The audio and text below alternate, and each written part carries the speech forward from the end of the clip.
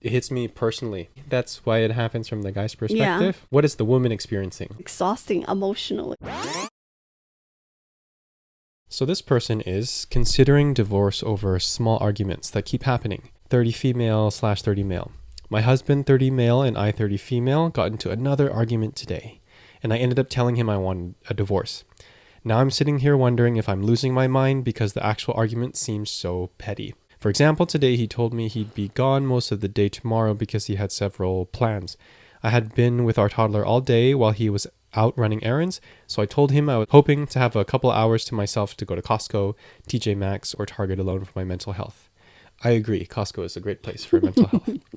Instead of just saying no problem or even asking what I wanted to do, he immediately seemed irritated and said he'd just take our son to his mom's. The problem wasn't the solution. I appreciated that. It was the frustration and defensiveness that came with it. It made me feel like expressing a need was an inconvenience. That's not good. That's what every argument feels like. It's never about cheating, abuse, finances, or anything huge. It's always these little everyday moments where I try to communicate that something bothered me or that I need something, and somehow it turns into tension, defensiveness, or an argument. Then we end up arguing about how we're communicating instead of the original issue. By itself, today's argument sounds ridiculous. Most of our arguments do. But after years of this, I feel anxious before bringing up even the smallest concern because I already know how it's probably going to go. I don't expect him to agree with me all the time. I don't expect us to never argue. I just want to be able to say, hey, this hurt my feelings, or I need a break, without feeling like I've started a fight. Today, I finally blurted out I want a divorce. I honestly don't even know if I mean it, or if I'm just emotionally exhausted from having the same communication issue over and over. Has anyone else experienced this? Did you end up divorcing over what seemed like small issues that were really part of a bigger communication pattern? Or were you able to fix it? What actually helped? Here you go. Another example. Classic.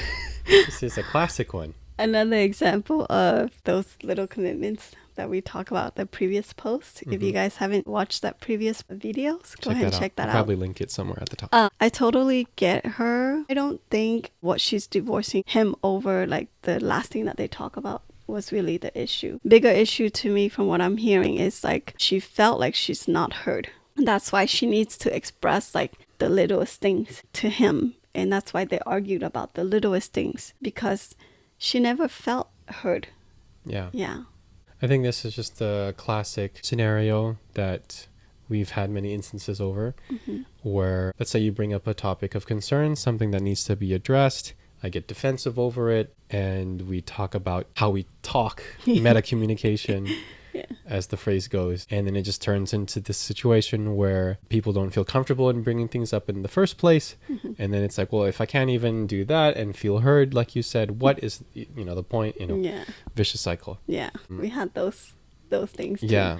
But we think we have gotten a lot better at like just focusing on the actual issue that you're facing, and each time if you actually resolve it and not just like, okay, we can't resolve this, whatever, just forget about it. Next time, argue it again, whatever, forget. Over time, it becomes like such a big deal for the littlest things. Yeah.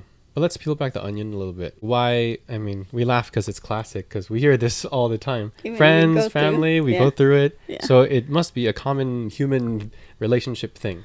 I'll try to start maybe. Okay, so from the guy's perspective, I think, at least for myself, I have this concept of being a provider, being someone that's emotionally strong, being the leader. And so when I hear critiques, or what seem to be critiques about my leadership or how I'm running things, I'm better with it now, but it hits me personally. And then that's where the defensiveness triggers. So it becomes less about listening to you, my partner, and it becomes about me defending my resume of being a father or a husband. It's like, well, no, look at this. I did XYZ, for you. That's not true, or something like that. So I think maybe that's why it happens from the guy's perspective. Yeah. I think. So what is the woman experiencing on her side? Why is this similar to her? It's like every time like I express something, like he gets upset, I always have to fight for him to hear me out, like even the littlest things. And over time, it's like I don't even want to like tell him anymore. Like it's exhausting emotionally, because now I also feel like I'm a nag. Everything that I bring up, it's like I'm nagging you. I don't like to nag you, but if I don't, things never gets done. If I don't nag you, I feel like you'll never hear what I have to say. But I learned that reframe it helps instead of going all in like, well, you did XYZ like wrong, and I still do that every so often. I try not to, but a better way to handle it is like give them a compliment. And for me, like I get very emotional when I feel those things, so I don't tell him how I feel right away. I marinate my feelings with myself for a little bit, come up with a more logical thoughts, and when I deliver it to you, it becomes more of a constructive conversation versus like me like go full on at you right away right there. Because I notice when I do that, the conversation become not productive. You get defensive, I don't get what I need, and then boom, we're flatline. We're both like flat lines, right? So I find it best to just kind of marinate my feelings and then thinking, okay, besides like telling him what he did wrong, what exactly do I need from him? And also convey your emotion in a sense that maybe not blaming, that make him feel more like, okay, I'm someone that will help her rather than like I'm someone that she thinks that I'm not capable. That kind of helps. Like, you know, hey, I know you are doing this really well, but I think that you can help me more on this area. I like for you to help me more in this area because I'm struggling like emotionally. I need some time off or something like that. Yeah. Yeah. She can also say things like, I know you've been so busy. I know you've been running errands or you've been working. You must be exhausted too. I understand that. But I've been with the kid all day yesterday or today, and I'm just emotionally like drained. I really do need this couple hours for myself. Can you help take care of the kids at least for the next couple hours? Something like that. Yeah. At least that works for me and us. So yeah. I agree. I mean, what do you guys think? Comment below. But yeah, I think a common one for us, maybe for a lot of couples watching, is the household things. I am definitely not the cleanest person.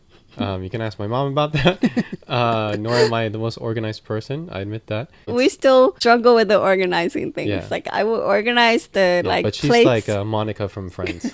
Okay, not that. Yeah, good show. Watch that. I'm like organize the plates and things like that. I'm like, okay, we keep it this way, and then we'll do that for like next few days, and then he forgets, and then like I have to be like, babe, let me remind you again. Those are still the struggle that we are still going through. Even I put labels, like he sometimes like he doesn't read the labels either. So that's something we're still working on. Want to hear what your guys' methods of handling, like Comment below. what is your methods of handling things like that in your relationship, or like how you go about like communicate with your partner. Maybe we can learn a thing or two from you guys too. So yeah, I want to talk about the meta communication, because that also happens a lot too. So talking about household chores and then also talking about talking to each other. Do you think there comes a certain point where it's too much talking about talking, where it's not effective? Or do you think these conversations that people have need to happen, or something in the middle?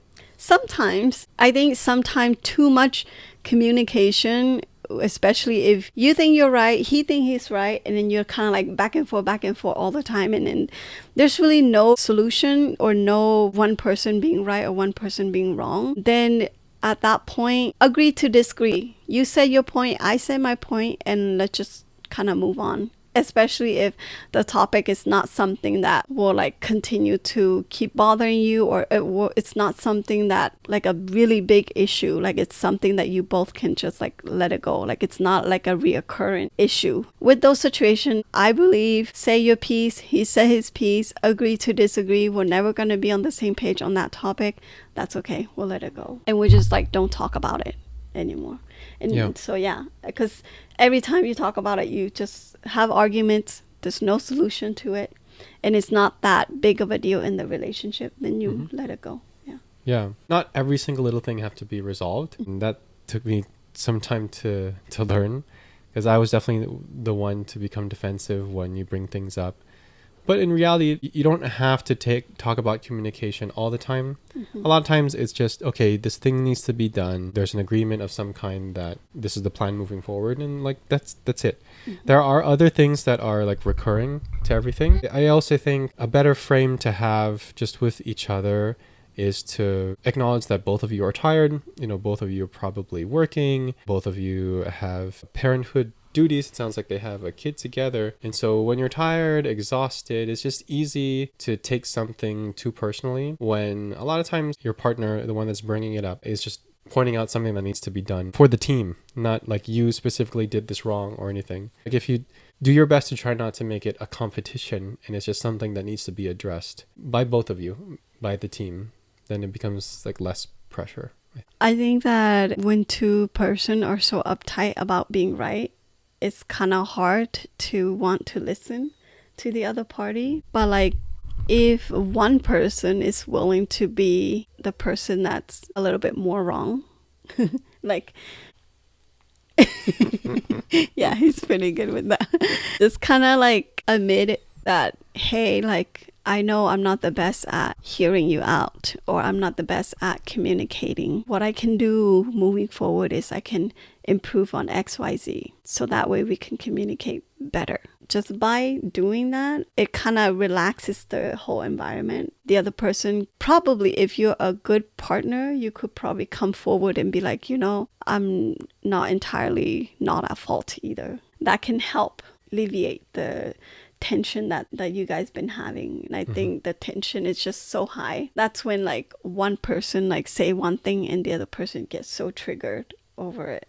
3 things that I could point out that are almost poison to long-term relationship, marriage, if you do it too much, is the need to be right, defensiveness, and not admitting when you're wrong. When you're wrong, yeah. Yeah, maybe just people in general. A lot of us have that. I have that sometimes. I think we come a long way. But we've come a long way. Yeah, we learn to just apologize when you're wrong, you know, accept of what the other person has to say, listen genuinely. Yeah, it's not like it's easy. Yeah, it's hard. it's hard. Like when you're the subject of the criticism. Yeah. Definitely, of course. Yeah. It's kind of like a muscle. The longer you practice it, the stronger you become at it. What helps is just taking in the information as it comes and not necessarily reacting right away. Like just try to focus on like, okay, what is my partner trying to tell me in this moment? If I remove the tone, if I remove the thing, it's hard.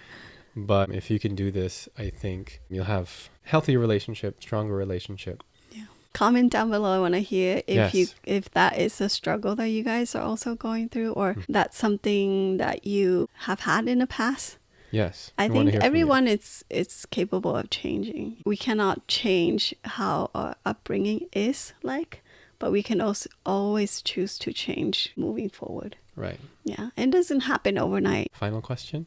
So for this couple, it doesn't appear to be this, oh my God, he cheated on me, or oh my God, there's this like very terrible thing happened. It's just like all these little things that are accumulating. Do you think that they should get divorced? Is this something that is even worth getting divorced over? I think that if this continue, the relationship is, even though it seems small, like these little things that she described, it seems very minor and very small, but it's actually not. They're gonna go in this direction emotionally, and it's just gonna keep going if like they're not talking, or they're not like finding a way to communicate. I can understand like if you're going so far to the point where you don't have feelings for the partner anymore and you're thinking of divorce. If the other partner is willing to work with you and there's still a lot of love left to salvage, then I think it's worth fighting for. But if her calling out the divorce card